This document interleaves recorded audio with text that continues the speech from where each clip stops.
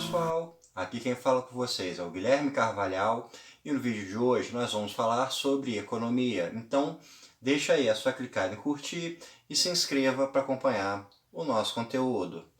Bem pessoal, no vídeo de hoje nós vamos falar sobre uma linha de pensamento econômico que foi chamado de fisiocracia, ou então os pensadores fisiocratas. Foi uma linha de pensamento que surgiu na França no século XVIII e é considerada a primeira corrente econômica da história.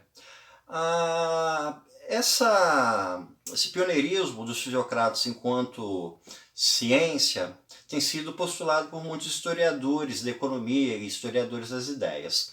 Antes dos fisiocratas existiam sim pensamentos acerca de economia.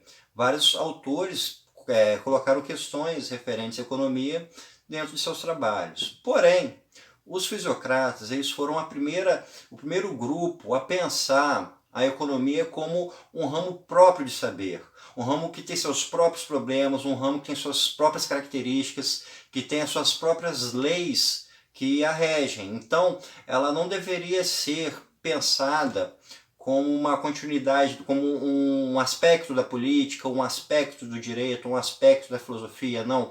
Ela tinha que ser pensada como um setor como uma linha de pensamento próprio, como um ramo próprio da ciência, e foi o que os pensadores fisiocratas estabeleceram. O principal dos pensadores fisiocratas foi o François de Quesnay. Ele quem começou a levantar essas ideias, ele formou um grupo de discípulos que também levaram adiante a sua forma de pensar.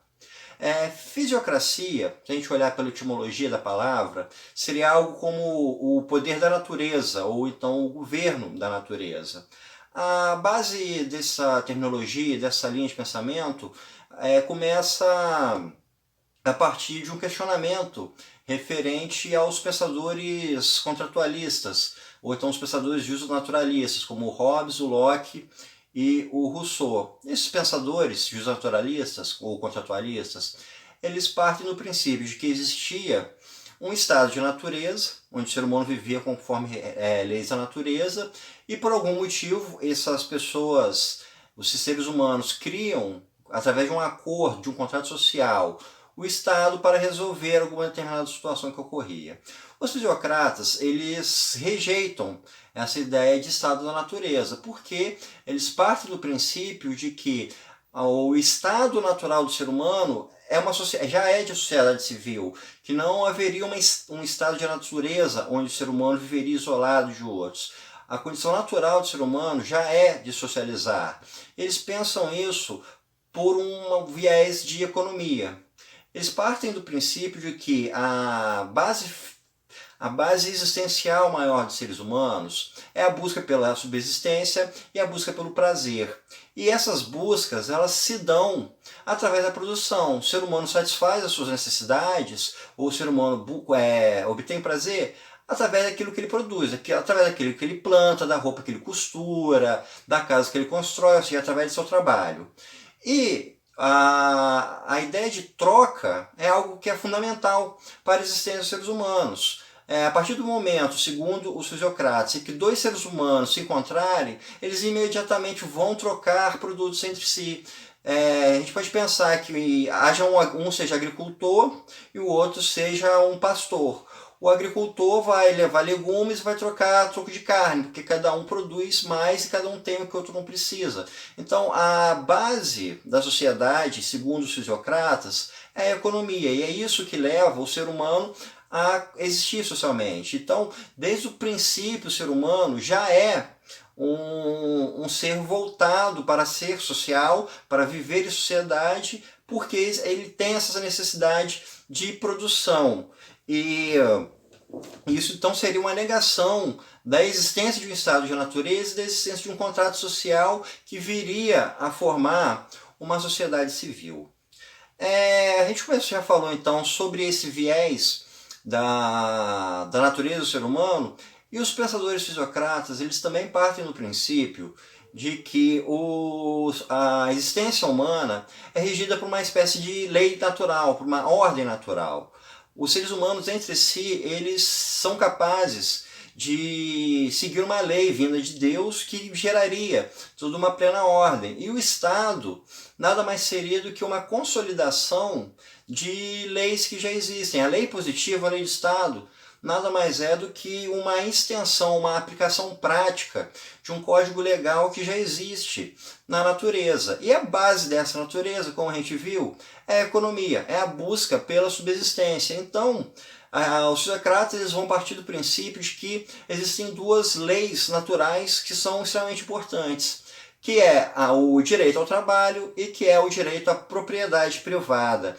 E essa ideia de propriedade privada ela vai ser simplesmente fundamental para a consolidação do capitalismo, ou seja, colocar que a propriedade privada é um direito inalienável. E a gente tem que pensar sempre que essa ideia de propriedade privada está ligada à ideia de propriedade produtiva, não meramente sua casa ou os objetos de consumo, e sim as terras que produzem, as ferramentas, as fábricas, os locais de manufatura, navios que fazem transporte, ou seja, tudo aquilo que gera uma produção, aquilo que é uma propriedade produtiva, vai ser um direito natural e um direito inalienável. O pensamento dos fisiocratas vai produzir uma crítica muito forte ao modelo existente, que é o modelo do mercantilismo. O modelo do mercantilismo, ele pregava que uma boa economia é uma economia em que há, dentro de uma nação, um máximo de acumulação de ouro e prata. Então, é um modelo econômico ele é extremamente voltado para a exportação, ou seja, a Inglaterra tentaria exportar o máximo para a França tentaria exportar o máximo para a Inglaterra, e assim todos os países existiriam. Os fisiocratas, eles são os pioneiros na ideia do laissez-faire, né, que é a ideia do deixa fazer, deixa estar, deixa seguir, que é um pilar do pensamento liberal da economia, que é a não intervenção do Estado na economia. Os fisiocratas, ao analisarem o mercantilismo, eles chegaram à conclusão de que esse modelo focado para a exportação nada mais geraria do que a derrocada de todos os países, porque haveria uma espécie de guerra, cada país querendo exportar mais para os outros. E os fisiocratas eles vão dizer que o ideal, na verdade, é que não exista nenhuma forma desses estados intervirem na economia. Não nenhuma forma, seria um pouco exagerado, mas seria um mínimo possível de intervenção do Estado dentro dessa produção. Ou seja, o comércio entre França e Inglaterra não deveria ser pautado por cada país querendo exportar ao máximo, e sim por relações naturais de necessidades. Se a população inglesa precisa importar algo da França, que importe. Se a população francesa precisa importar algo da Inglaterra, que importe. Ou seja, através dessa naturalidade da troca é que deveria fluir a economia. E que essa intervenção do Estado, dessa maneira, apenas vai gerar prejuízo. E isso eles pregam também para a própria produção interna a uma nação. Os pensadores fisiocratas, eles vão ser a favor, por exemplo, da mínima intervenção do Estado. Eles vão pensar em um imposto único ao invés de um imposto muito complexo, ou seja, eles pensam que o Estado deve prejudicar o mínimo possível a economia, porque a própria relação de mercado, a própria necessidade de trocas, elas se sustentariam, elas conseguiriam criar uma ordem de si. Seria um primeiro passo para a ideia da mão invisível que alguns anos depois seria consagrado através do Adam Smith e o seu livro A Riqueza das Nações. Um outro ponto importante do pensamento fisiocrata é a ideia de que toda a produção de riqueza vem da agricultura, ou seja, vem da terra. Então, a terra é o principal gerador de riqueza dentro de uma determinada sociedade. Por que eles pensam isso? Os pensadores fisiocratas, eles não consideram que o comércio ou que a manufatura que fossem produções desnecessárias. Não, eles acham que são necessários. Porém, eles não enxergam que os outros meios, outras formas de trabalho, exceto a agricultura, fossem produtores de valores. Eles pensam que a expansão de uma economia só pode ocorrer mediante a expansão da agricultura. Por exemplo, para que a produção de metal, para que a produção a produção de manufaturas, a produção de navios, e todas as produções que sejam industriais ou então de prestação de serviços, só vão poder se expandir se houver uma agricultura crescendo. Você não tem como arregimentar mais trabalhadores para a indústria se a produção de alimentos não crescer proporcionalmente à medida em que essa mão de obra operária seja deslocada. Então, todo o crescimento de economia, segundo os fisiocratas, só pode ser sustentado se você tiver um crescimento da agricultura. E eles também vão pensar que todas as outras atividades, exceto a agricultura, elas apenas adicionam valor, elas não produzem valor. O que isso quer dizer? Vamos pegar uma atividade da área agrária que é a criação de ovelhas.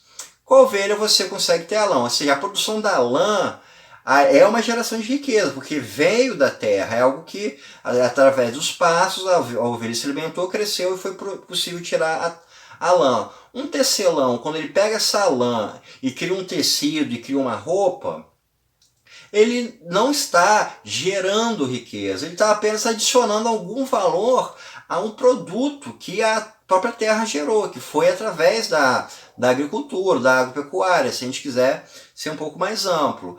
E esse é um ponto muito questionável, muito discutido dentro do pensamento fisiocrata. A gente não pode ser injusto com o nosso pensamento de hoje, querer julgar essa forma como eles enxergavam, e a gente tem que pensar também que foi a primeira forma que se pensou de um modelo completo de se pensar a economia, de pensar que você tem uma agricultura que produz alimentos, e esses alimentos vão alimentar uma determinada sociedade, e que a alimentação dessa sociedade vai permitir que outras áreas de produção possam existir, ou seja, foi a primeira forma de se pensar um sistema completo, fechado, regido por leis próprias. E esse foi o grande mérito dos fisiocratas, de estabelecer a economia como um novo ramo de saber. Então, pessoal, isso é tudo por hoje. Espero que vocês tenham gostado e até o nosso próximo encontro.